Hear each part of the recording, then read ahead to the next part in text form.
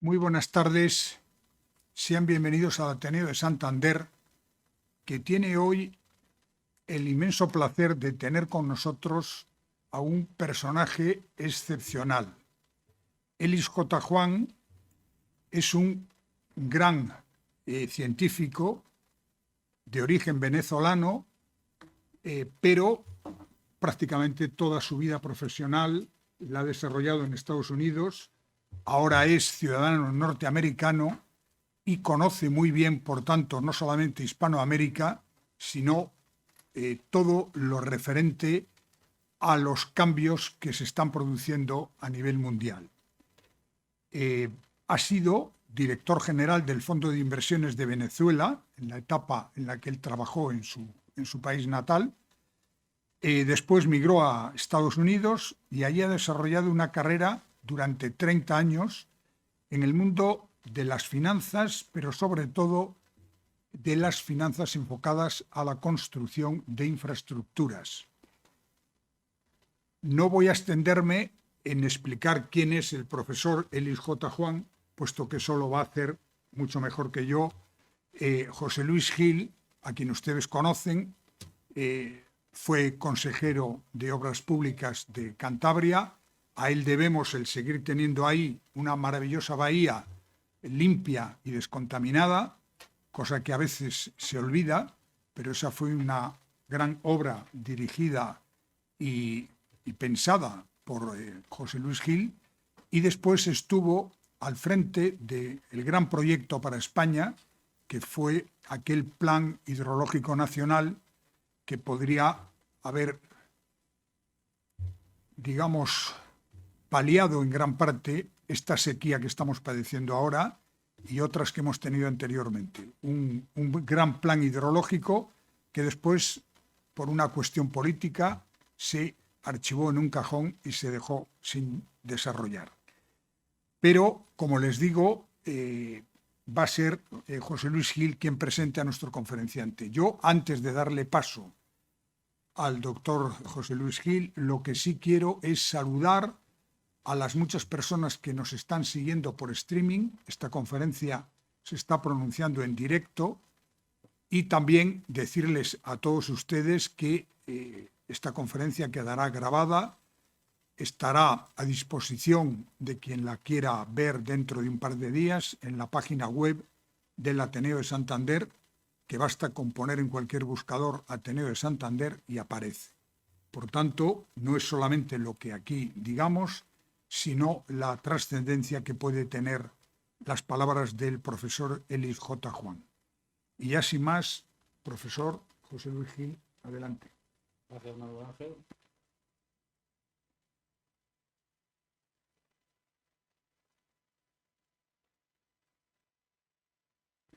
Disculpe.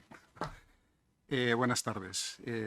Decía que quería agradecer la oportunidad de presentar a mi amigo Elis, J.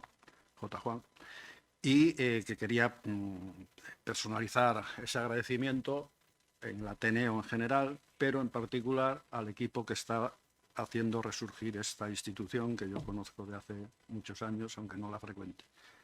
Manuel Ángel Castañeda es un viejísimo conocido mío. En mi etapa de funcionario municipal, él comenzaba su tarea periodística en el diario y tuvimos oportunidad de colaborar muchas veces.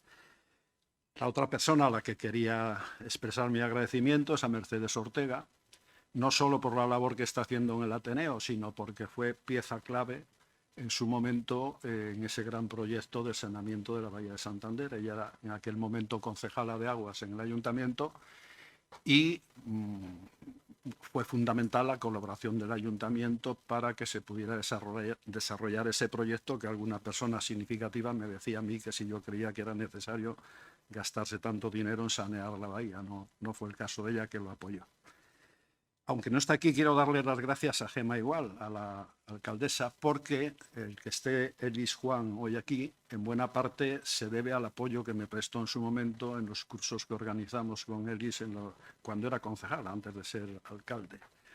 Y por último, pues el agradecimiento a Elis, que ha hecho un hueco en sus vacaciones para intervenir aquí, Vacaciones singulares, porque sepan ustedes que se ha venido en moto desde Barcelona hasta acá por el Pirineo, por las rutas más difíciles que pudo encontrar. Bueno, a la hora de hablar de Elis, desde el punto de vista académico, tiene un MBA de la Universidad de Columbia, es licenciado en Economía por la ONU, y luego su trayectoria profesional, que ya parte la ha anticipado Manuel Ángel, trabajó en el Banco Santander en New York, trabajó en el Banco Mundial, que yo también en tiempos colaboré, no en su época, y en el Banco Interamericano de Desarrollo. Realmente la relación que se estableció entre la Universidad de Cantabria, donde yo he sido profesor, el Ayuntamiento de Santander, se debe al puesto que él tuvo en el Banco Interamericano de Desarrollo, que como ustedes saben es uno de los bancos multilaterales, bancos en que los socios son países y cuya misión principal es contribuir al progreso de los países con el menor nivel de desarrollo. Él dirigía en el BID la División de Desarrollo Urbano y Sostenibilidad, y uno de sus grandes éxitos fue la constitución de la Red de Ciudades para la Sostenibilidad. Más de 200 ciudades de Latinoamérica, yo no digo Hispanoamérica porque el lenguaje habitual en los organismos multilaterales es LAC, Latinoamérica y Caribe. Bueno, digo que creó esa red y apoyando esa red, su misión o sus trabajos, su enfoque, son los Objetivos de Desarrollo Sostenible, la Agenda Urbana Habitat 3, los problemas de adaptación, mitigación del cambio climático. Pero además, dentro de esa red de ciudades, él impulsó un programa, estoy prestando atención a esto por dos razones. Una, porque ha sido una labor extraordinaria de Elis, y otra, porque es la que ha motivado la relación conmigo, con Santander, con nuestra universidad y el hecho de que esté aquí. Él impulsó un programa que se llamó de Ciudades Emergentes y Sostenibles, en donde escogían en cada país de Latinoamérica 2, 3, 4 ciudades que estuvieran de un tamaño medio allí pueden ser 500.000 habitantes, ¿no? Y que estuvieran enfrentando un proceso de desarrollo. El objetivo que pretendía él y su equipo era evitar que ese desarrollo cometiera los mismos errores que se han cometido en el desarrollo urbano en Latinoamérica y aquí también, y que hacían que muchas veces aquello se convirtiera en un pozo de inversiones sin fondo y sin solucionar los problemas. En estas ciudades, con el apoyo del equipo de Elis, lo que se hacía era hacer un diagnóstico de cuál era su situación cara a ese futuro desarrollo, y luego, en base a los resultados de ese diagnóstico, se les hacía un programa de adaptación al riesgo y al cambio climático. Se estudiaban sus problemas de agua y saneamiento y de residuos sólidos urbanos. Yo tuve oportunidad de participar en esos trabajos en varias ciudades, en San Francisco de Campeche, en Jalapa, en La Paz, en Mendoza, en Argentina también, y esto nos permitió, por ejemplo, pues que yo tuviera 11 becarios investigadores trabajando desde que me reincorporé a la universidad hasta que me jubilé, financiados fundamentalmente con mis convenios con el BID y alguna otra institución. Y eso permitió que Santander adquiriera un protagonismo tremendo, la ciudad y la universidad, en estas ciudades de Latinoamérica. En San Francisco de Campeche, por ejemplo, desarrollamos un proyecto que era repetir lo que hicimos en la bahía de Santander. Aparte de esta colaboración profesional, de asesoría, de consultoría, otro tema que ha sido muy importante es que, con su apoyo, en un viaje mío a Buenos Aires tuve contacto con la persona que dirigía allí el Banco Interamericano de Desarrollo, Lupo, y le estuve informando de lo que hacíamos en la Universidad de Cantabria, los proyectos de medio ambiente que yo había impulsado aquí. Mostró un interés tremendo y dijo que podía ser un tema interesante para compartir en Latinoamérica. Y él me puso en contacto con Elis. Elis vino acá, tuvimos un primer curso, un minicurso en la UIN, y él mostró un gran interés en potenciar esos cursos en la UIN. cursos que, voy a citar algunos de los temas, se hicieron entre 2013 y 2018, hasta que yo me jubilé y él también. Es más joven que yo porque se jubilan antes. Entonces, uno de los cursos era, por ejemplo, sostenibilidad de ciudades, modelos para una mejor gestión y planificación. Otro era financiación de infraestructuras urbanas. Otro era retos de la gestión fiscal y gobernanza en las ciudades. Otro, activos ambientales y resiliencia, un tema entonces incipiente. En alguno de estos cursos vinieron más de 45 profesores de Australia, de Corea del Sur, de Japón, de Estados Unidos, de muchos países de Latinoamérica. Por citar algunos ejemplos, estuvo Paul Romer, uno de los últimos premios de economía, estuvo Sorkin, que había sido vicealcalde de Nueva York, estuvo Alan Label, que es uno de los mayores expertos en riesgos asociados al cambio climático, David Singh, del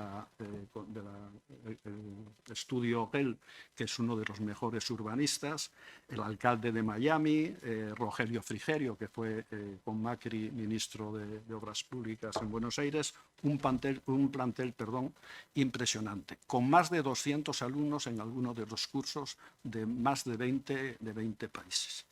Fue una experiencia tremenda, una oportunidad enorme para los profesionales, para los sectores políticos, que lamentablemente a nivel local no se aprovechó como debía de haberse aprovechado.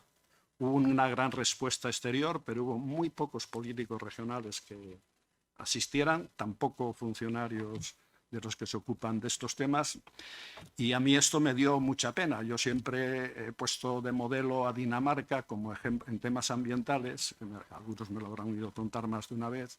Dinamarca es un país que antes de que el medio ambiente tomara la relevancia que ha tenido, en los años 70 se desarrolló todas las infraestructuras de agua, de saneamiento de residuos sólidos para solucionar sus problemas ambientales. Consecuencia de eso es que desarrollaron una base tecnológica que hace que hoy en día algunas de las empresas internacionales más importantes que trabajan fuera de ese país en estos temas son daneses. Yo en su día, cuando abordamos aquí los temas ambientales, pretendí que Cantabria siguiera un poco ese ejemplo. Dicen Cantabria infinita, pero también somos infinitamente pequeños, un poco lo que le pasa a Dinamarca en el contexto de naciones, ¿no? Y yo creo que hay que aprovechar esas oportunidades, porque si no, teniendo los hándicaps que tenemos, es muy difícil que esto vaya de otra manera. Por eso me da tanta pena que en aquel momento, haciendo el esfuerzo de traer a tantos profesionales aquí que no costaron ni un euro a las administraciones, que no se aprovechara debidamente. Pero, en fin, me estoy extendiendo un poco en este análisis, pero es que está muy relacionado con todo lo que le debemos a ELIS en esta ciudad y en esta región. Para no dejar mal sabor de boca, pues arriba los corazones, y vamos a dejar que ELIS nos cuente para lo que le hemos traído aquí.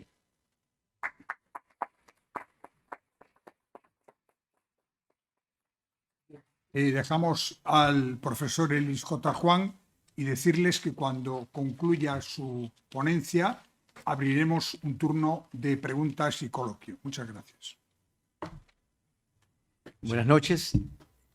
Placer estar acá nuevamente en esta ciudad de Santander, con la cual me unen vínculos muy fuertes, no solamente profesionales, sino también personales, desde el 2012. Es una ciudad que aprecio mucho, ¿no? Gracias, Mercedes, gracias, Manuel Ángel, por la invitación al Ateneo. Manuel Ángel, creo que el rol ese de científico me queda un poco grande. Las únicas ciencias que yo quizás manejo son las económicas y más o menos. No es una ciencia menor. No, pero te agradezco.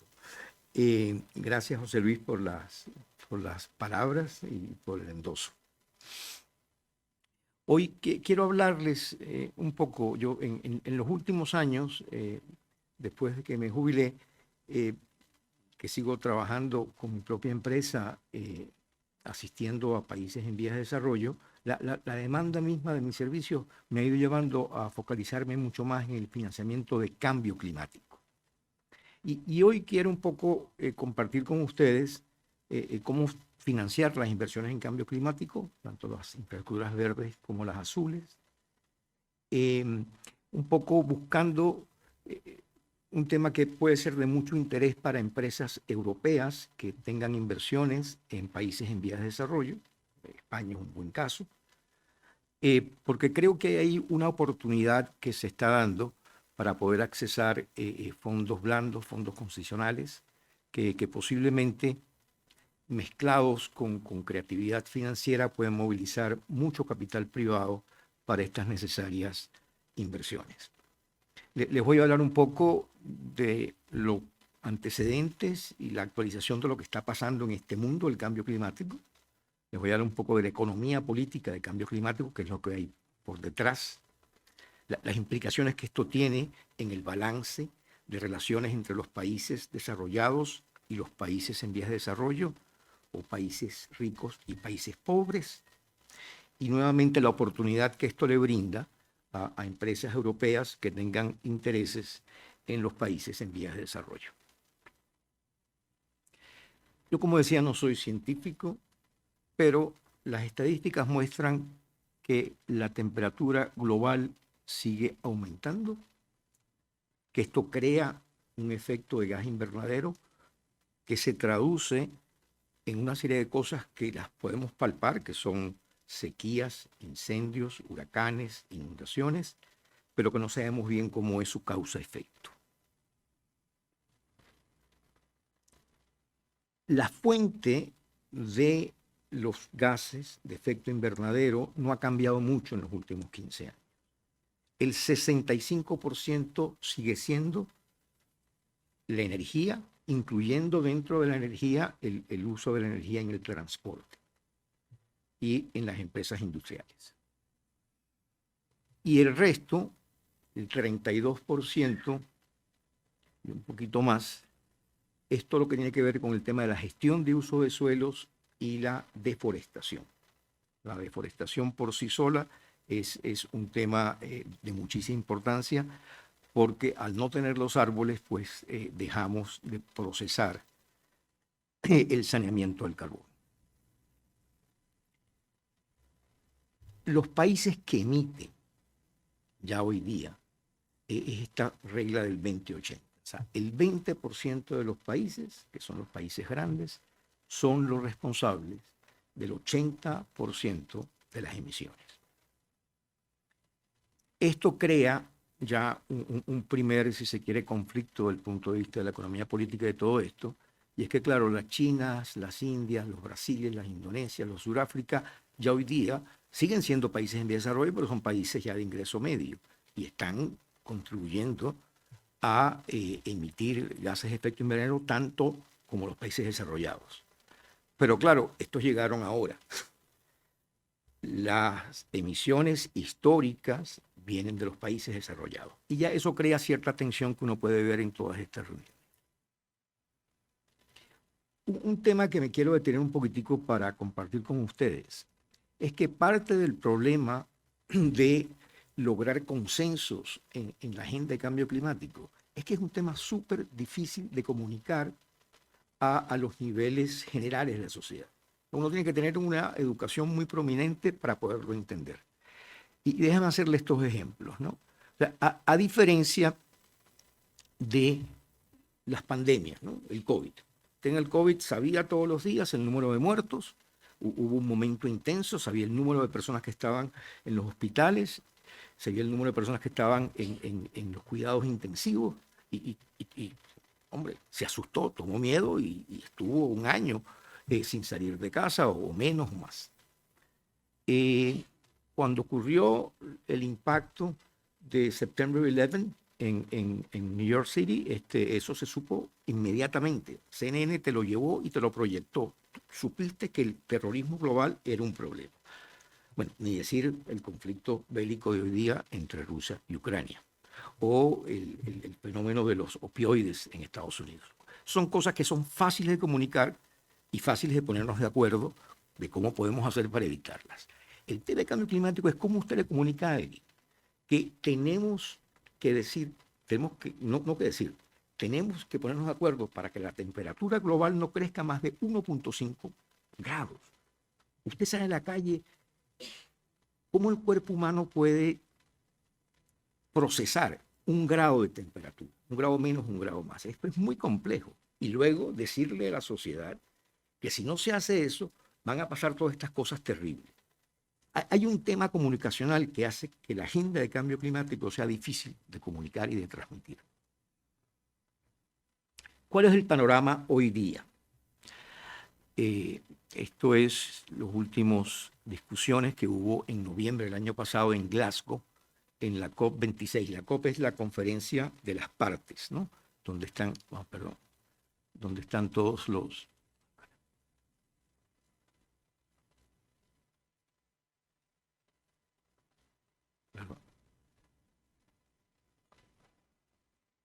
Ok. Nosotros estamos generando hoy día 50 gigatons de CO2. Para poder tener esta meta de que la temperatura global no aumente más de 1.5 grados centígrados, tenemos que bajar eso a 25 gigatons, o sea, a la mitad. A la mitad. Hoy día el gap es más o menos 30 gigatons. En la COP del 2015, que es la COP 20, se pusieron de acuerdo 190 países, solamente quedaron 4 por fuera, para tomar compromisos de ellos individualmente, cada país, tomar acciones para bajar las emisiones de CO2. Eso se conoce en el mundo como los National Determined Contributions, la contribución nacional determinada. Es lo que cada país por sector va a hacer. Después vamos a hablar de eso más. Pero el punto de hoy es que si tomamos en cuenta los compromisos para bajar las emisiones, llegamos solamente a 7 gigatons. O sea, que tenemos 50 hoy día, tenemos que llegar a 25 y solamente nos hemos comprometido, eso no se ha hecho todavía, a 7. O sea, nos quedan entre 17 y 20 gigatons todavía que no sabemos cómo lo vamos a hacer. Eso es lo que se llama la brecha de credibilidad. Es por lo que el sistema todavía de cambio climático es un sistema que para poder llegar a las metas necesita algo más. Y aquí me voy a tener un tema interesante de la economía política del cambio climático. El cambio climático se origina, se genera en 2 tipos de acciones. Lo que llamamos las acciones de mitigación, que sencilla de entender es reducir las emisiones de CO2. Reducir las emisiones de CO2 es un bien público global. O sea, si mañana la Municipalidad de Santander decide que todo el transporte público, incluyendo taxis, van a ser ahora eléctricos, y eso tiene un efecto de que reduce las emisiones en 1.000 toneladas, por decir un número, esas 1.000 toneladas benefician al santanderino, pero benefician igual al taxista de Nueva York, al taxista de Berlín, al taxista de New Delhi y al de Honolulu. Es un bien público global. La segunda acción, la segunda vertiente, la segunda identidad del cambio climático es lo que llamamos adaptación.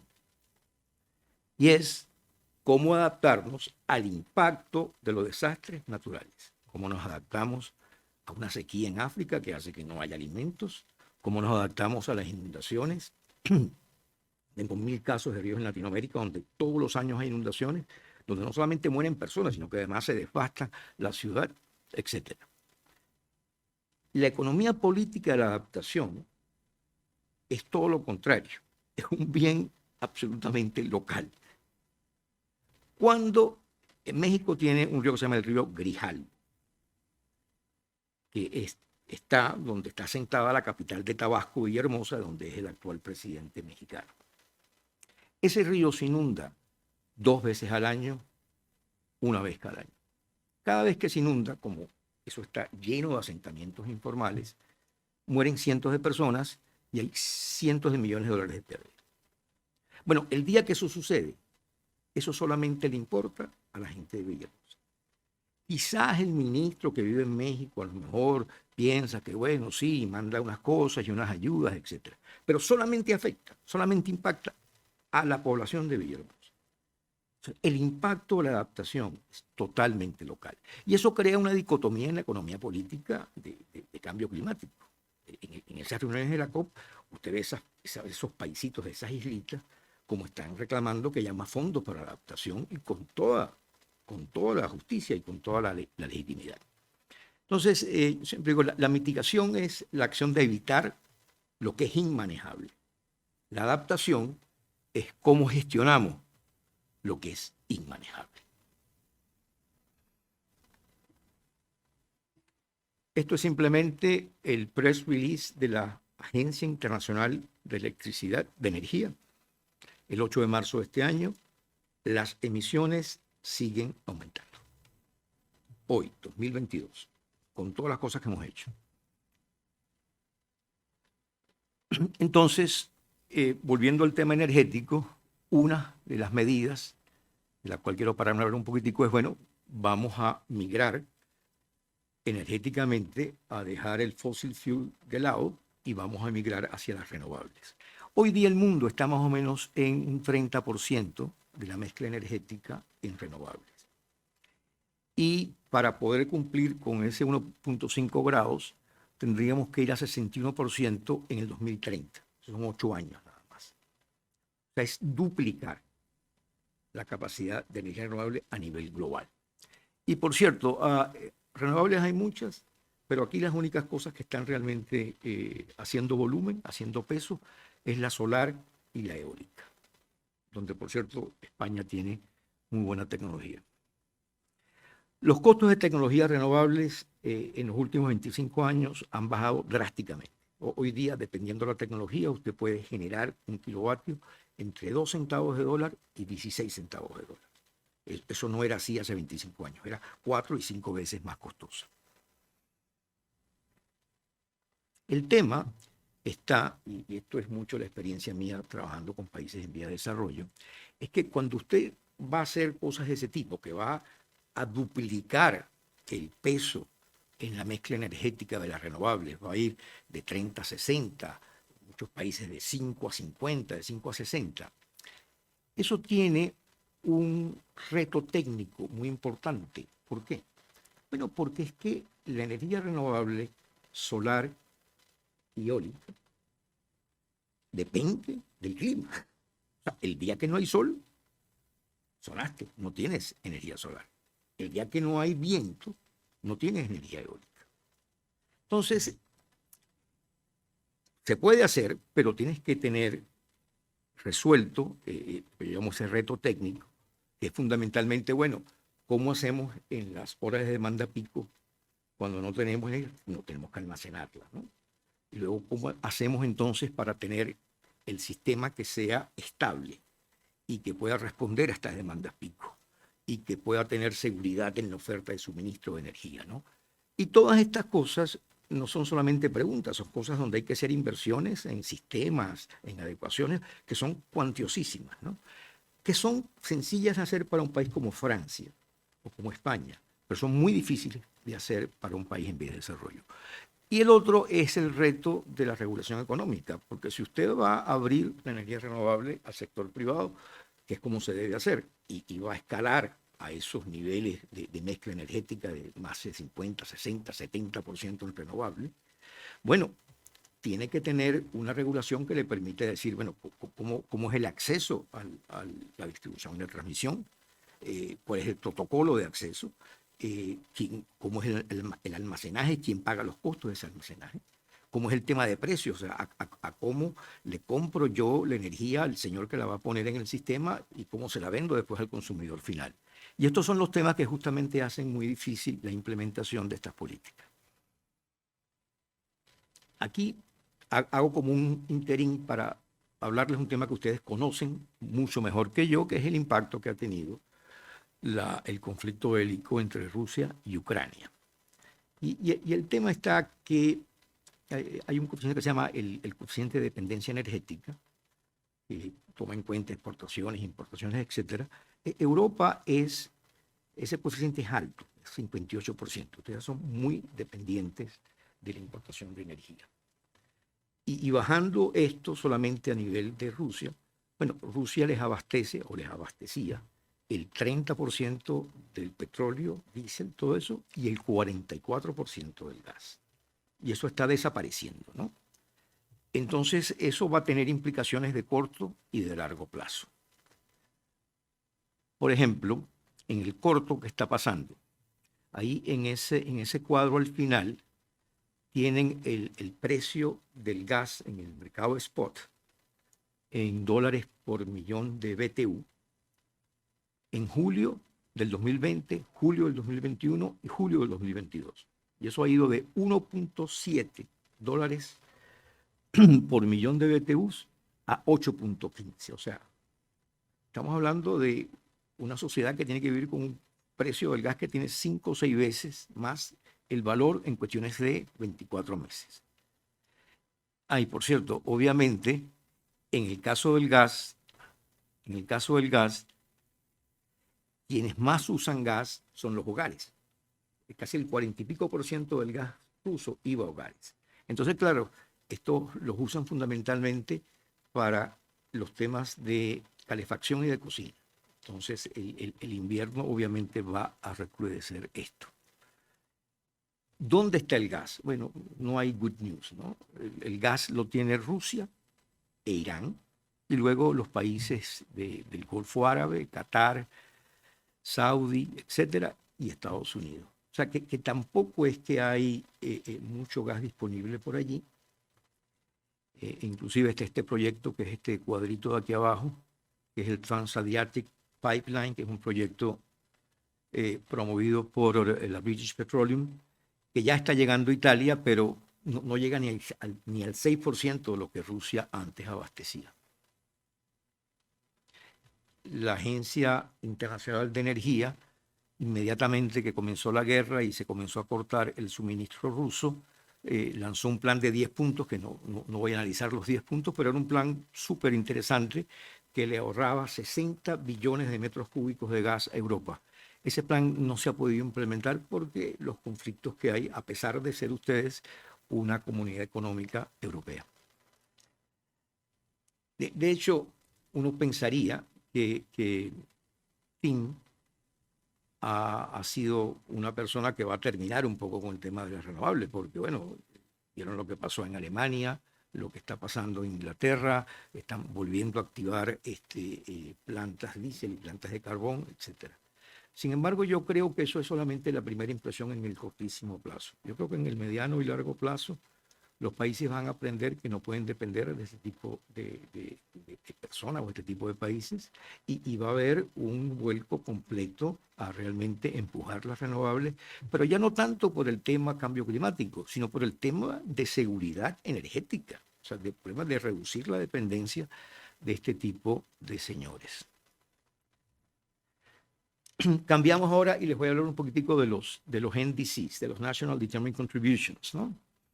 Esto fue una cosa que se creó en la COP20 en 2015 en París, y que lo suscribieron 190 países, y son los compromisos que adquieren los países para reducir estos emisiones de gases. Les voy a hablar de 2 ejemplos nada más para ejemplificar lo que siempre queda mejor el concepto, y después un par de temas de la economía política de esto. Por ejemplo, Colombia. En Colombia, el sector de transporte urbano es responsable del 12% de las emisiones. Y el compromiso es reducir ese 12 en 50%, reducirlo a 6. El proyecto más importante dentro de eso es un proyecto que están apoyando los alemanes, que es un proyecto para transformar las flotas de buses de transporte público en las 15 ciudades más grandes. Es un proyecto de más o menos cambiar 13.000 autobuses eléctricos, con toda la infraestructura eléctrica que se requiere, una inversión de casi 4 billones. Eso está andando y marchando. Pero es un ejemplo de un compromiso que quiere un país. El otro es Egipto, donde el sector energético es responsable del 66%, de las 2/3 partes de las emisiones. Ellos tienen solamente 5% de la mezcla en energías renovables. Todo lo demás es diésel, petróleo y gas. Entonces, adquieren un compromiso para irse de 5% al 42% en el año 2035. O sea, no estamos hablando de mucho, más o menos en 12 años, 13 años. Ese brinco es más o menos 10 gigawatts, que cuesta muchísima plata.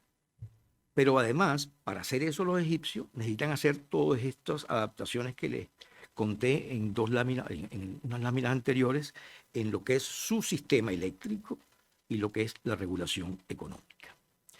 El tema que quería decir de la economía política es que estos compromisos hoy día no son, ¿cómo se dice la palabra en español? Enforceable, no comprometen, pues, digámoslo de esa manera. Es como una declaración de principio, ¿no? Ni comprometen, ni tampoco son vinculantes. Y de hecho, muchos países elaboran sus compromisos, sus National Determined Contributions, lo presentan, pero te dicen una coletilla debajo, sujeto a que haya financiación blanda disponible. Con lo cual, la economía política de esto, y como veíamos en ese cuadro de los 50, los 25 gigatons y todo eso, esto es muy importante, pero al no ser vinculante y no ser además enforceable, pues pierde un poco su peso, ¿no? Por decirlo de alguna manera. Un paréntesis de un tema que siempre hablo, que es la trampa de la pobreza, ¿no? Y cuando salimos de la pobreza, que es súper deseable y súper bueno, esto con el lente de cambio climático, ¿no? No es que $2, que es lo que define diario, que es lo que define la pobreza, no es que de ganar $2 diarios pasamos a ganar 100. No, pasamos a ganar 5, 6, 7, 8, 9, 10, ¿no? Bueno, ese delta no te da para comprar una casa, ni para poner a tu hijo en una escuela privada, ni para muchas otras cosas. Pero sí te da para una cosa que se ha vuelto, por lo menos en Latinoamérica, que lo conozco muy bien, un símbolo de estatus, y es comprarte un vehículo usado. Y claro, ese vehículo usado es más ineficiente, genera muchas más emisiones de CO2 de entrada, pero además tiene una segunda derivada, y es que lo que te hace es que congestionas todas las avenidas y calles de la ciudad, porque además en estos países pobres el transporte público es muy malo, y lo que haces es simplemente exponenciar, multiplicar el efecto de gases de efecto invernadero motivado a transporte urbano.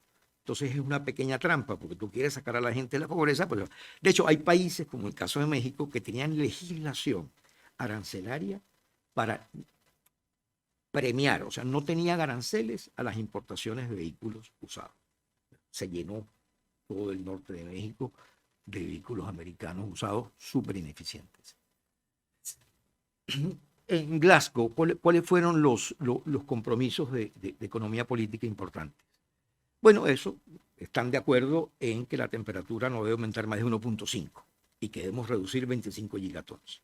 Ahora, ¿cómo hacerlo? Está todavía en veremos. No hubo ningún acuerdo para parar las plantas de carbón. Ahí se pararon en patas, por decirlo de alguna manera, India, China e Indonesia, y no hubo forma humana. Se logró un acuerdo sobre el metano, que es importante. El metano, como ustedes saben, es el gas que tiene mayor cantidad de emisiones de CO2, ¿no? Es el más calórico. Se llegó a un acuerdo para proseguir, ya sé, el artículo 6 del Acuerdo de París es el que establece la regulación económica global para los mercados de carbono. Y este último punto es importante.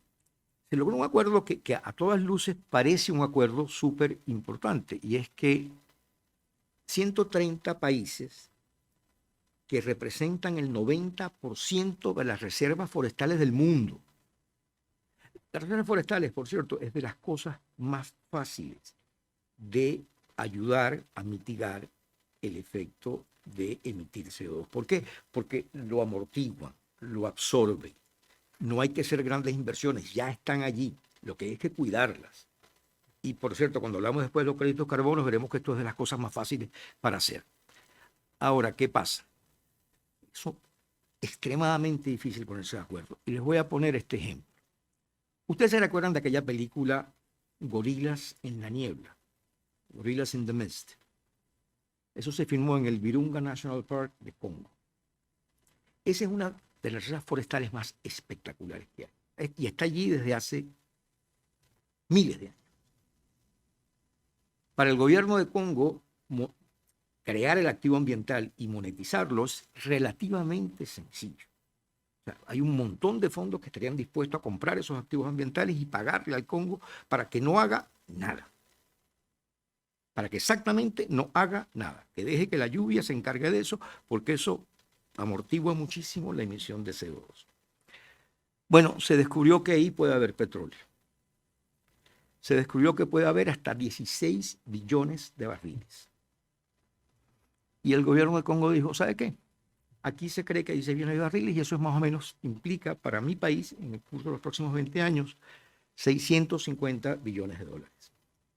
Yo estoy montando esta licitación. Ahora, si alguien sale y me ofrece una estructura financiera donde me van a pagar los 650 billones de dólares en los próximos 20 años, ¿cómo no? Yo paro la licitación y no sigo adelante con eso. Bueno, eso no pasó. La licitación fue el 27 de julio y curiosamente aún no están los resultados, están todavía analizando, ¿no? Pero obviamente sabemos que los players del mundo energético van a irse por ese camino. Entonces, la economía política, y lo último que se vio en la COP, ¿no? En la COP la de noviembre en Glasgow, ¿no?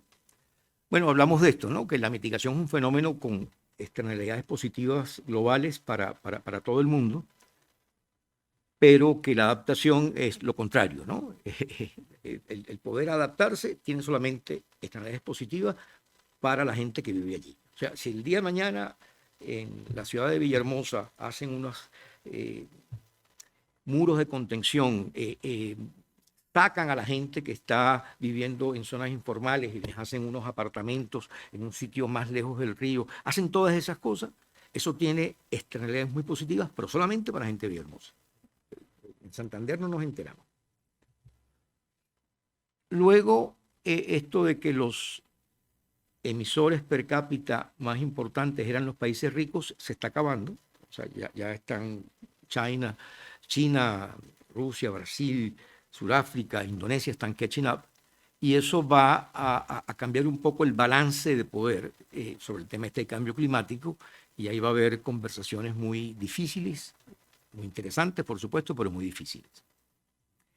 Y luego, la experiencia que yo tengo y lo que traté un poco de compartir con ustedes de los National Determined Contributions es que, hombre, de la declaración de principios a la acción de honrar esos compromisos, hay una distancia financiera y política larguísima, larguísima. Y entonces, pues, los riesgos de poder ejecutar estas políticas, que es como los países van a cumplir con sus compromisos, son muy altos. Y como muestra les digo, el 30 de junio de este año, la Corte Suprema de Justicia de Estados Unidos, un país supuestamente desarrollado, rico y la cuna, no la cuna, pero una de las democracias supuestamente más fuertes del mundo, ¿no? Bueno, la Corte Suprema le prohibió a la Agencia de Medio Ambiente, que es el regulador de cambio climático para Estados Unidos, que tocase la industria del carbón. Ellos estaban montando todo un sistema para regular la industria del carbón, para que se fueran más o menos, no solamente mitigando la emisión de gases de efecto invernadero, sino también para imponerles un impuesto, etc. O sea, para crear los incentivos para que se volviesen limpios. Y se lo prohibió. Entonces, claro, bueno, ya sabemos que es un sector que va a tardar muchos más años en limpiarse. Y la política económica detrás de lo que es el financiamiento propiamente, 3 puntos breves, ¿no? Uno, yo creo que va a ser muy difícil para los países desarrollados, para los países ricos, poder cumplir los compromisos de mitigación de CO2. ¿Por qué? Bueno, porque van a tener muchos inconvenientes políticos para poder hacerlo, ¿no? Ese que les mencioné de la Corte Suprema es simplemente uno, pero como ese hay muchos, ¿no? Y entonces yo creo que esto lo que va a hacer es que va a aumentar muchísimo los recursos financieros que se van a transferir a los países en vías de desarrollo. ¿Por qué? Porque no les va a quedar más remedio a los países ricos que comprar créditos de carbono, hacer el offset con lo que está generando países en vías de desarrollo, pero para que eso pase necesitan darle recursos, porque estos países no tienen recursos para poder montar todo esto, ¿no? Y luego esa transferencia de recursos, que por cierto está fijada en la COP20 del 2015 en 100 billones anuales, y se ha estado cumpliendo bastante bien, ya están casi en 95% de ejecución. Eso va a aumentar. Pero claro, uno diría que esa transferencia de recursos de los ricos a los pobres debería ser con alguna suerte de algoritmo donde se benefician los más pobres o los que más compromisos están adquiriendo de acciones de cambio climático. Y lo que pasa es que hay como esta especie de espejismo, porque aunque eso es así, yo creo que en el intelecto de cada una de las personas del mundo desarrollado lo piensan así. Al final del camino, estos recursos, hay países pobres, pequeños, que no tienen la capacidad institucional para montar las instituciones, ni la gestión que se necesita para poder accesar estos fondos. Y entonces lo que sucede es que al final la distribución no es con un algoritmo tan justo, ¿no? Al final la distribución viene siendo que los países en vías de desarrollo que están mejores montados, que tienen una mejor capacidad institucional, son los que se terminan llevando más parte del dinero. Entonces Sudáfrica, Brasil, México, India, Indonesia, etc. Y los otros pues se quedan un poco al final de la cola. Y es un poco el debate que uno ve siempre en estas COPs, que tienes estas islitas pequeñas, estos países pequeños que están realmente castigados con el tema de los fenómenos de desastres naturales, pero no tienen capacidad. Y yo siempre hago el ejemplo de Haití. Haití, después del terremoto del 2010, es el país que ha recibido mayor cantidad de fondos concesionales per cápita. No hay país del mundo, ni siquiera los Balcanes, nadie ha recibido mayor cantidad de fondos concesionales per cápita que Haití. Haití no ha podido ejecutar ni el 3%. Entonces lo que ha pasado es que, bueno, esa plata al final termina yéndose a otro sitio, ¿no? Porque los donantes, los bancos, tienen que colocar eso en otros países en vías de desarrollo. Y este tema financiero, fíjense qué interesante es, las próximas dos COPs, la conferencia de las partes, que es existen los 190 países, son en dos países árabes. La de este año es en Egipto y la del próximo año es en los Emiratos Árabes. Estos son dos viñetas del Economist. Una es el consensus y arriba está, ¿no?, el monje tibetano y hay que subir todas esas escaleras. Y luego está el equipo de respuesta rápida de cambio climático, ¿no? Atrás está la bomba y aquí está el equipo de bomberos montado sobre un caracol. Ok, vamos a pasar entonces a una de las últimas partes, que es el tema de los mercados de carbono. Tomar un poquito de agua. Esto es importante un poquito, no soy un experto en nada por el estilo, pero entenderlo porque es uno de los mecanismos con los cuales vamos a poder hacerle mucho más apalancamiento a los fondos concesionales y eventualmente inclusive hacer estructuras financieras muy creativas que movilicen más capital privado. Entonces, los mercados de financiamiento de carbono o los mercados de créditos de carbono se originan allá cuando el protocolo de Kioto, con el Clean Development Mechanism, pero ahora han sido suplantados después del Acuerdo de París en el 2015 por este artículo 6, ¿no? Y fundamentalmente la base de estos mercados es el tipo de sistema de precios que utilices, ¿no? Entonces, el tipo de sistema de precios más sencillo, más simple, es el de impuesto. Crea un impuesto a las emisiones de carbono. Ese lo está tratando de montar ahora Sudáfrica. Ese es el menos popular en los políticos. A nadie le gusta crear impuestos. Es el menos popular entre los empresarios, por supuesto, que hablan un poco de él sin conocer y sin entender un poco de qué se trata, ¿no?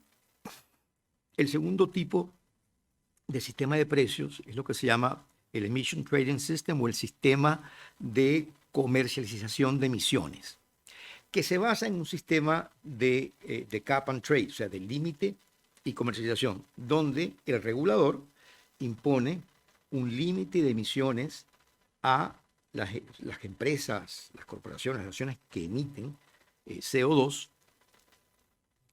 pero les dice, bueno, si a usted le sobra porque usted ha sido muy eficiente, usted puede vender el resto, ¿no? Y es un poco esta figura aquí del lado de izquierda mío, derecha de ustedes, donde tenemos dos empresas, la A y la B. La A es una empresa que no es que sea ineficiente, sino que está en un negocio que es un negocio que no es verde. O sea, que siempre, si crece, va a seguir emitiendo. Y hay otra, que es la B, que sí ha podido entonces reducir sus emisiones y puede entonces hacer el trade, la comercialización y venderle a la empresa A para que la empresa A entonces pueda hacer un offset, un balance de sus emisiones. Ese es un sistema que es más parecido a un sistema de mercado. Y origina entonces el sistema de los carbon credits, de los créditos de carbono, que es donde uno puede entonces crear un sistema que hace que esto sea comercializable, ¿no?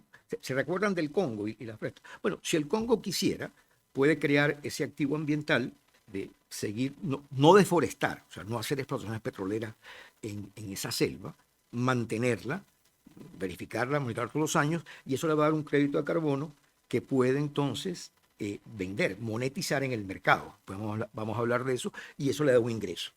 Claro, yo creo que ese ingreso no va a ser el 1.6 billones de barriles de petróleo, ni los 650 billones de dólares que eso va a generar. Y tengan esta cifra en mente, está de aquí abajo, el reporte de las Naciones Unidas, la UNFF, dice que en este momento el precio del carbono debería estar entre 50 y 100 dólares para poder generar las inversiones que harían que el aumento de la temperatura no pase de 1.5.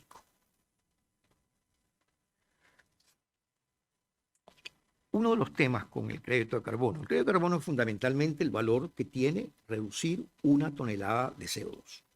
Eso es. El tema está que este activo ambiental es intangible. O sea, no hay manera de tangibilizarlo. Es un activo intangible. Y por tanto, es un activo que requiere de un proceso de certificación, verificación y monitoreo. Ahora, lo complejo, y esto es importante cuando uno tiene el casco de países en vía de desarrollo, es que para generar este activo ambiental, uno primero tiene que hacer el proyecto que te genera la reducción de emisiones. O sea, si vamos a reducir emisiones porque le vamos a poner paneles solares a todos los edificios públicos que hay en una ciudad, bueno, tienes que hacer el proyecto, tienes que instalar los paneles solares, ¿no? O sea, alguien tiene que financiar eso. O si vas a hacer un proyecto de desalinización de agua, bueno, que te va a solucionar un problema de agua y que te va a generar un ahorro porque no vas a usar energía diésel, sino que vas a usar energía renovable, bueno, tienes que hacer el proyecto de desalinización, tienes que hacer el proyecto de factibilidad, la preinversión, llevarlo, y luego tienes que financiar el proyecto y hacerlo. Y bueno, y después que lo hiciste, tienes que registrarlo y verificar que realmente cuando pusiste los paneles solares en los edificios públicos, estás ahorrando 10 toneladas de CO2. Porque si no lo haces, no creas el activo. Y después que has hecho esas dos cosas, bueno, entonces para poder beneficiarte, tienes que monetizarlo, tienes que venderlo en los mercados. Entonces, el tema está que los países en vía de desarrollo no tienen capacidad institucional para hacer estas tres cosas, y eso además requiere plata, ¿no? Requiere mucho dinero, ¿no? Entonces, bueno, ese es uno de los retos que tenemos al crear estos activos ambientales que son intangibles. ¿Quiénes compran créditos de carbono? Bueno, los compran compradores que se llaman, que están como obligados a hacerlo. ¿Por qué? Porque están en industrias que son industrias contaminantes. Y esas industrias contaminantes no van a desaparecer, y hacerlas limpias no va a ser nada sencillo. Entonces ellos compran créditos de carbono para hacer el offset y poder tener un balance. Las corporaciones privadas y las empresas del Estado, que tienen compromisos y que no lo pueden alcanzar por sí solas. Por ejemplo, la industria de líneas aéreas privada. Pero, hombre, salvo que usted desarrolle una tecnología aviónica que use energía nuclear o que use otra cosa, va a ser muy difícil que dejen de emitir gases de efecto invernadero. Entonces, las líneas aéreas comerciales son grandes compradores de créditos de carbono. Grandes compradores. De hecho, hay un mercado establecido solamente para líneas aéreas. Es un mercado voluntario, vamos a hablar de eso después, donde ellos participan.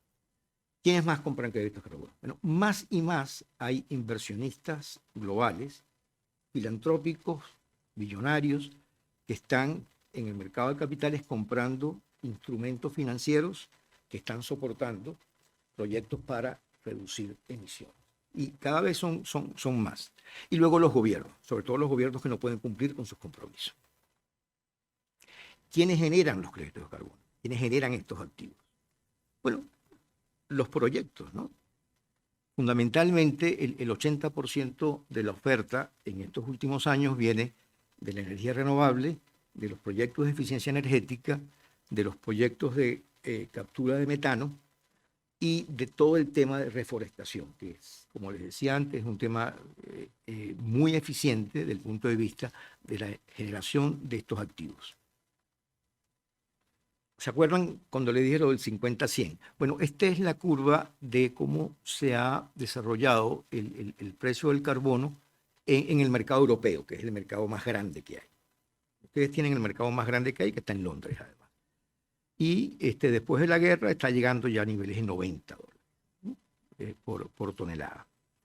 Curioso porque este mercado, cuando la crisis financiera de 2007, yo trabajaba cuando entonces en el Banco Mundial y estaba responsable de lo que ellos llamaran el Clean Energy Framework, el marco de energía limpia, ese mercado llegó casi a cero.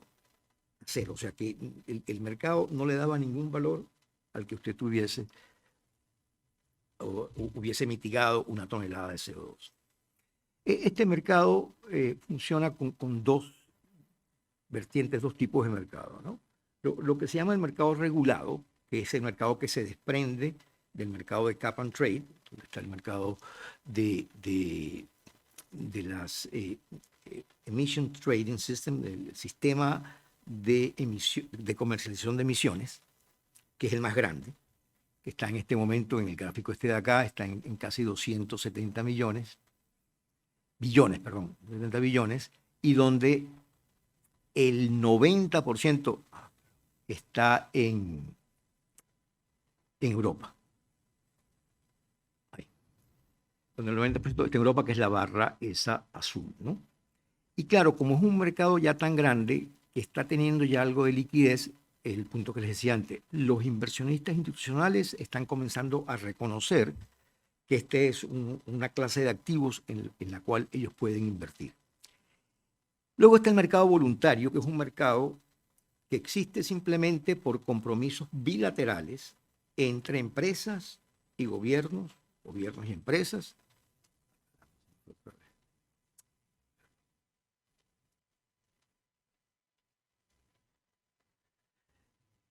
Empresas y gobiernos, y donde no están regulados. Es simplemente, bueno, mire, yo soy Delta Airlines y le quiero comprar créditos de carbono a un grupo privado en Egipto.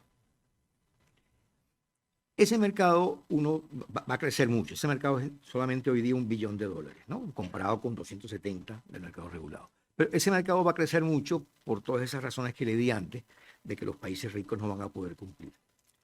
Sin embargo, hay un tema allí de cierto riesgo, y es que lo que no puede un gobierno es tener por la libre el mercado voluntario y ellos estar nada más en el mercado regulado. Entonces, es importante tener una política, una estrategia de cambio climático que no es que regule al voluntario, pero que le diga al voluntario cuáles son los límites, ¿no? ¿Por qué? ¿Qué pasa? Las transacciones que hacen en el voluntario no pueden ser utilizadas por el país de origen, porque esos son créditos que ya salieron del país, se les vendieron a otros. O sea, cuando Egipto le vende los créditos a Delta y Delta los usa, Egipto no puede usarlo porque sería una contabilidad doble. Entonces ahí hay que tener mucho cuidado y bueno, yo estoy trabajando mucho en eso para tratar de ver cómo se pueden articular estos dos mercados. El mercado financiero, como les dije, está jugando un rol impresionante.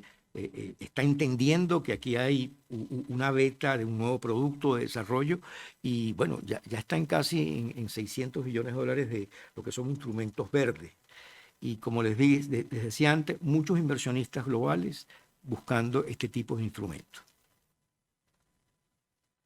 En el mercado regulado, donde Europa, vuelvo a repetir, representa el 90%, tiene otros 29 mercados. Por ejemplo, en Estados Unidos muchos son regionales, como el caso de California, ¿no? Y esto está bien, pero lo que pasa es que es un mercado que, salvo el europeo, está muy fragmentado y por lo tanto no se puede considerar todavía un mercado realmente global. No es un mercado realmente de commodities, como puede ser el petróleo, como puede ser el zinc, como puede ser el aluminio, ¿no?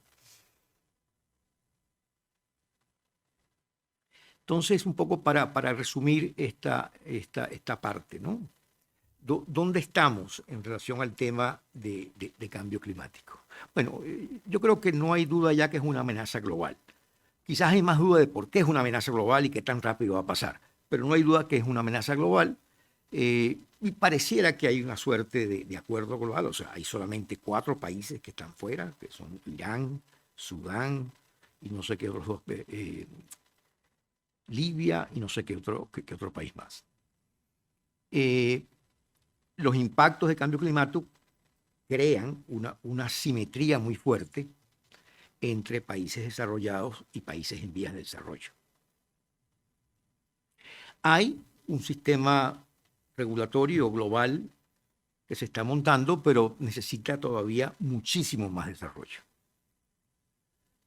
¿Por qué? Bueno, porque a los compromisos no ser enforzables y los compromisos no ser vinculantes, pues entonces el riesgo de ejecución es altísimo, ¿no?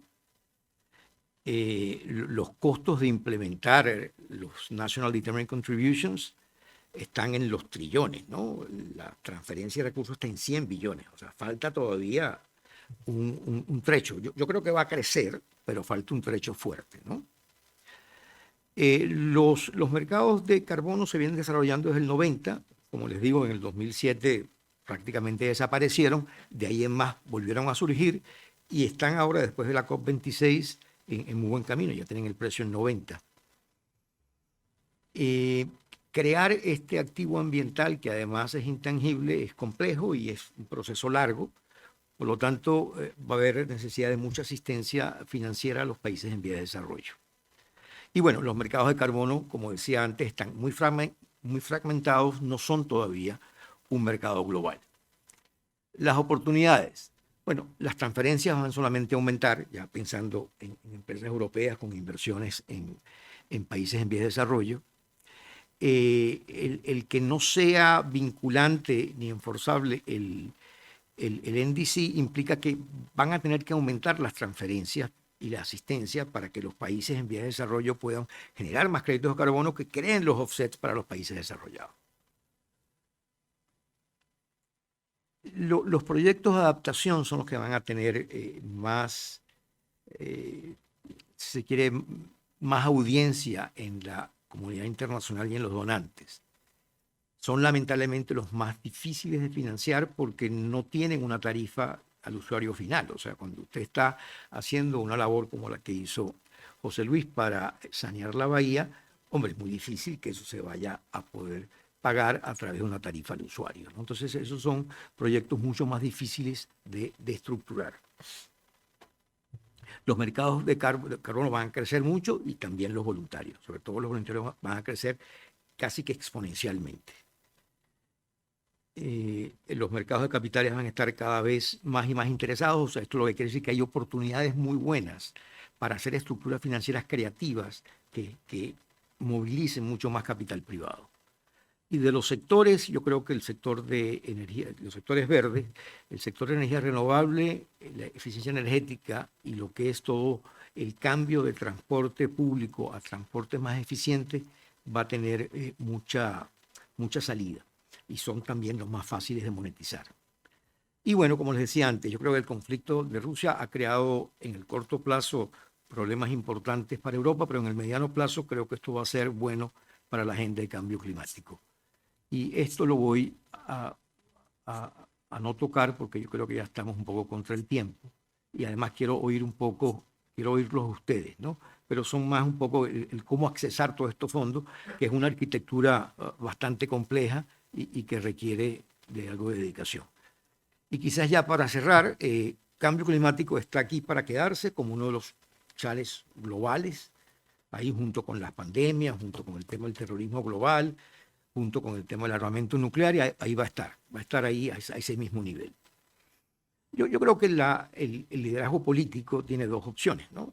O lo acepta, lo adopta o lo rechaza.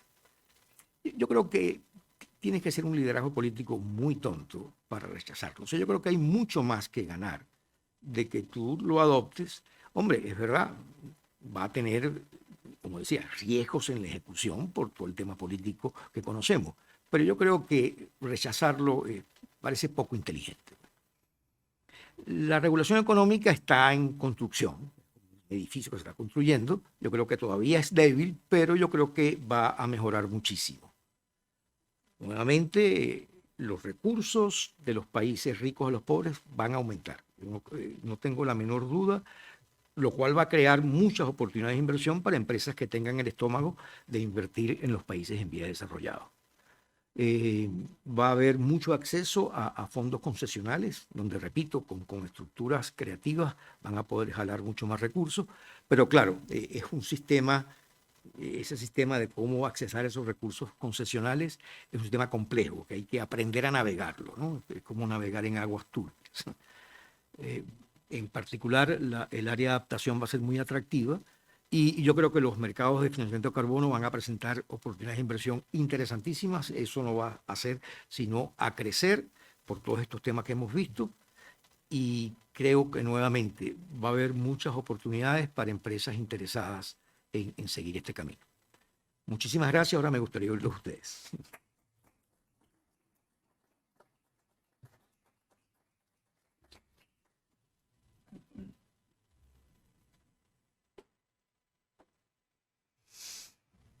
Muchísimas gracias por esta magnífica exposición y ahora procede que abramos el turno de preguntas. Antes me van a permitir que les diga que la Casa Real Británica ha comunicado oficialmente el fallecimiento de la reina Isabel II. Y ya es una noticia oficial y lógicamente hay conmoción a nivel mundial, aunque por la avanzada edad de Isabel II ya se temía un fatal desenlace. Pero sigamos a lo nuestro. Quien quiera hacer alguna pregunta, por favor, que haga una señal, le pasaremos el micrófono, no solamente para que le escuchemos aquí, sino para que también los que nos están siguiendo por la transmisión en streaming escuchen la pregunta.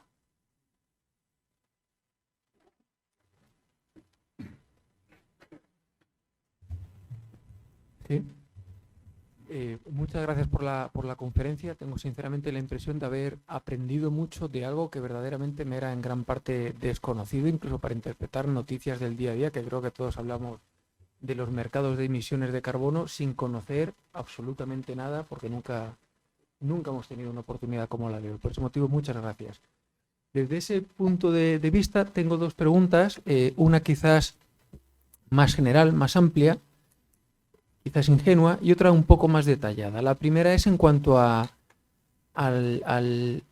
trasvase de recursos a nivel mundial. Hay una serie de países productores de energía que en gran parte dependen de esa energía como medio de vida de sus sociedades, desde Rusia, Argelia, más cercana a nosotros, y que dependen de esas ventas para que esas sociedades vayan adquiriendo cada vez un mayor nivel de vida. Entonces me da la sensación de que los países europeos, estamos hablando de que va a haber una mayor transferencia de recursos hacia otro tipo de países para financiar tanto la descarbonización y también para invertir en los créditos de carbono, etcétera, Y tengo la impresión de que tenemos que financiar quizás en los países más avanzados demasiadas cosas. Nuestro propio paso a la descarbonización, el de otros países, y tendremos que ayudar de algún modo, pues como se ha puesto en el ejemplo del Congo, a que las decisiones que tomen sean beneficiosos a nivel de la humanidad sin que les cause una pérdida, un coste de oportunidad o incluso el día de mañana problemas sociales a la hora de no tener un medio de vida como están teniendo ahora algunos países. Yo, si me imagino Argelia sin vender gas, pues no sabemos qué pasaría en esa zona del norte de África, ¿no? Por lo cual podríamos entender quizás que hasta pudiera existir un cierto chantaje energético, político, para no cambiar esas expectativas de crecimiento de vida hacia los países más desarrollados. Esa es la pregunta desde el punto de vista global. Desde el punto de vista un poco más micro, si pensar en el mercado de carbono como algo a lo que pudiéramos acceder como particulares, que no lo sé, trabajo en una empresa que tiene un ecobonus por una innovación en el sector eléctrico que reduce emisiones de carbono en los vehículos que instalan unos productos nuestros, y si lo extrapolo a la generalidad del mercado, me causaría dudas como inversor el saber quién audita verdaderamente que todos esos ahorros de emisiones se están produciendo. Entiendo que hay productos que son fácilmente, que pueden ser trazados, qué producción tienen, dónde se instalan, qué volumen de ventas existe. Se puede calcular muy bien el ecobonus, pero entiendo que no en todos los sectores se puede determinar con esa claridad que lo que se está vendiendo es un activo realmente existente. Y por lo tanto, como inversor, uno podría llegar un día a tener la sorpresa de haber comprado algo que se descubre que no tiene ese valor porque lo que había detrás era una cifra mucho menor de ahorro de emisiones de carbono, ¿no? Entonces, en el desarrollo de esos mercados, este tipo de problemas, ¿cómo se puede llegar a solucionar? No, muy buenas ambas preguntas. Déjame comenzar por la segunda, que está más en el ramo de lo posible. La primera es bastante compleja y está casi en el ramo de lo imposible. A ver, la pregunta es, hombre, a nivel micro, ¿cómo es posible mantener lo que se llama la integridad del activo ambiental, ¿no? De que el ecobonus que está recibiendo, que se transformó en un crédito de carbono, es algo que está realmente generando año a año esa reducción del CO2 y que además está siendo verificado y que además no está siendo contabilizado por otro más. Entonces, ahí, vamos, hay buenas noticias, ¿no? El mercado se está desarrollando de una manera muy, muy acelerada. O sea, todo lo que es el negocio de las verificadoras está creciendo muchísimo. O sea, digo, son empresas que se dedican a hacer esa auditoría que tú mencionas, ¿no? Y ese negocio en Estados Unidos ha hecho un boom, en Inglaterra, en el resto de Europa también. Estamos ahorita comenzando con las verificadoras en los países en vías de desarrollo. Ahí hay verificadoras en Colombia, en Brasil, en Indonesia, etc. Pero ese negocio va a crecer y va a mitigar ese riesgo de que ese activo sea real. Y tienes razón, hay sectores que es muy sencillo. La deforestación es uno que es fantástico. O sea, usted con mantener esa jungla allá en el Congo y asegurarse de que la lluvia y el viento hagan el resto, todos los años va alguien a decir así, no, esto está aquí. Y usted cobra entonces por ese crédito de carbono. Hay otros que no. Por ejemplo, este tema de la eficiencia energética es un poquito más complejo, dependiendo, ¿no? Si pones paneles solares en una casa, en un edificio, eso es sencillo de contabilizar. Pero cuando te vas ya a las bombas de agua, esto y lo otro, tú sabes, verificar eso, auditarlo, es un poquitico más complejo. Pero yo no dudo que se va a hacer. Luego, una cosa que está pasando es que la tecnología del sistema se está metiendo mucho en lo que es el registro de estos activos. Entonces, imagínate el registro de las acciones y los bonos hace 100 años, ¿no? Bueno, eso está pasando en este momento con los créditos de carbono. Hay compañías que se están especializando en el desarrollo de sistemas de registros para crear un mercado de créditos de carbono que diga, no, mire, tu nombre es... El crédito de carbono, el bono verde de Samuel, que se hace porque estos vehículos son más eficientes y qué sé yo, es de Samuel, está registrado en la Bolsa de Madrid y está siendo auditado todos los años y ya y ha sido comercializado en estas 4 veces, ¿no? Eso se está haciendo ya. Otra cosa que está pasando en este mercado.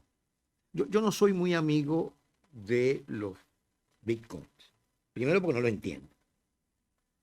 Pero, hombre, soy un poco más amigo, entiendo la tecnología de blockchain. Entonces, se está aplicando ya tecnología de blockchain para poder asegurarse que la integridad de ese crédito de carbono que se creó se respeta. Y entonces se está tokenizando un poco ese activo, pero se está tokenizando además con la idea de poder permitirle crear como fondos mutuales donde el inversionista normal, no esos globales multimillonarios filántropos, sino el señor de a pie pueda también invertir en eso. Espero que no se convierta en un Bitcoin, no soy muy amigo de eso, pero sí que aplicar el blockchain technology para eso. La primera pregunta. La primera pregunta es un poco, como empecé la exposición, que es un poco este balance entre los países ricos y pobres, o eso está políticamente incorrecto, entre los países desarrollados y los países en vías de desarrollo, ¿no? Y bueno, en el tema global energético, sí, Argelia, si me habla de países como Egipto, etcétera, que son países en vías de desarrollo y con problemas gruesos, hombre, ellos van a tener que andar con el pulso muy fino, ¿no? En cómo cumplen esa agenda climática. Yo por eso pienso que hay un riesgo de ejecución muy grande en ciertos países. Claro, tienes a Saudi Arabia y dice, no, nosotros vamos a ser verdes. Bueno, tú tienes unas reservas que te permiten hacer eso. Pero cuando le das la vuelta también del lado de los países más desarrollados, hombre, tendría que haber una conciencia un poquitico más larga, por darle alguna definición, para que ejemplos como los del Congo no sucedan, ¿no? Porque al final estos 6 megacompañías que van a estar allí tienen la residencia en otros países, ¿no? Que no es Liechtenstein. Entonces, tú sabes, esa pregunta es más compleja, pero el cambio climático está añadiendo en este momento un componente súper difícil a cómo se maneja esa relación de poder y de juego entre un y otro, que puede dar, absolutamente de acuerdo contigo, pie a una suerte de chantaje. Bueno, que más chantaje el que te hizo Putin, ¿no? Se cerró el grifo y te digo, ya es tu problema ahora, ¿no? Pero bueno, yo creo que el mundo va a tener que atravesar eso. Esperemos que podamos salir ilesos.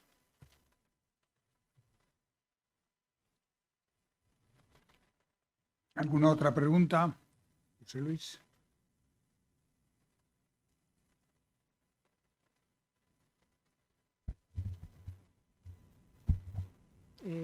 Solo preguntar si lo nuclear, la energía nuclear tiene algún papel, no, si lo ve negativo, positivo, no sé, en fin, no ha salido en ningún momento, no emite CO2, pero tiene otros muchos problemas, no sé cuál es su postura o cómo lo ve dentro de todo esto.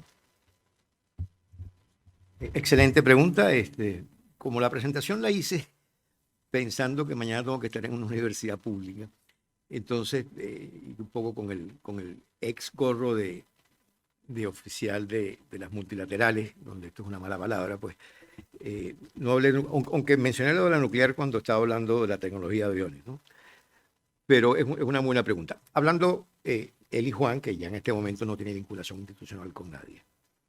No, la nuclear, acuérdate, ha sido parte de las cosas que ha salvado a Europa del tema de la guerra de Rusia y Ucrania, ¿no? O sea, lamentablemente la central grande francesa entró en problemas al mismo tiempo, pero si no hubiese habido las centrales nucleares, el problema era mucho más duro. O sea, el problema era mucho más grueso, era un problema tan grueso que casi que intervención militar, pues, en el gasoducto, porque es que las economías europeas se iban al tacho, ¿no? Yo creo que la nuclear, dentro de una estrategia, ¿no? O sea, dentro de una mezcla energética, juega un rol muy importante porque hombre, es muy consistente, es muy constante, es económica y es limpia. El tema que tiene que hay unos muchachos en la otra parte del mundo que la quieren utilizar para otras cosas, ¿no? Y entonces, bueno, ese es parte del balance que hablo, ¿no? De las economías pobres y ricas. O sea, cuando uno piensa que Pakistán y la India tienen bombas nucleares, bueno, no se asusta, ¿no? No se asusta. Pero vamos, técnicamente tu punto es muy válido. Y yo en lo personal creo que como parte de una estrategia energética, como parte de la mezcla, juega un rol muy importante.